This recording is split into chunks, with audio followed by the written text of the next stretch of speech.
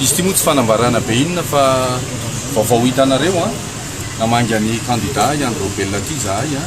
izay anisan'ny naratra tao anatin'ny hetsika filaminana nataona androany tsy izy rery naratra tena koa naratra ny filohan'ny Antenimierandola teo aloha Rivo Ratobivao koa naratra maro sénateurany MMM koa naratra ary nisy koa ankoatran'ny naratra ny fanenjehana tsy andraro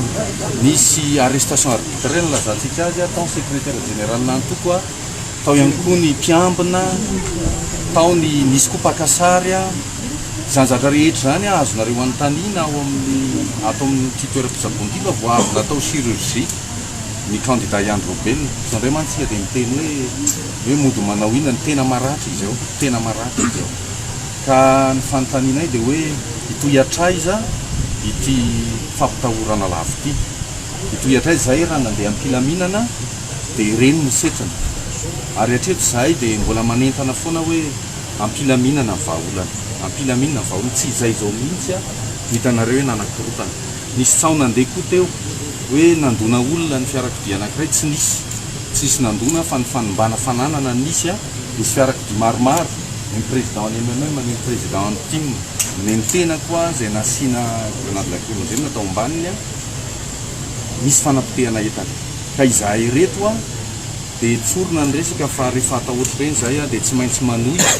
ao anatin'ny tanjona iombonana tanjona ray a dia ny hampanjaka ny lalàna ihany hampanjaka ny lalàna ihany lalàna dia hitantsika tsara fa efa ela ny vohitsakitsaka androany koa raha ny tokony izy mananjo manokana na ny filoham-pirenena teo aloha eny fa na izay candidat nahoana no ampiarana herisetra tahaka ireny tsy teny koa tsika ndraiky olom-boafida marobe mananjo ary mananjo hiteny nahoana no sakanana sy atao tahaka ireny dia misaotra an'ireo olona marobe tonga misy ny mpianatra misy ny olon-tsotra izay fantatray fa miaina ao anatin'ny tahotra tokoa ny vahoaka satria nyzarina tamin'izay nefa vonina ny mijoro dia teny nomena ianareo hoe aza matahotra ianareo a fa izahay rehetrareo dia mbola mitambatra izay koa teny anankiray androanynareo nanentanay nijoro a 2.2 zahay nisy député ny solotena ny candidat citeny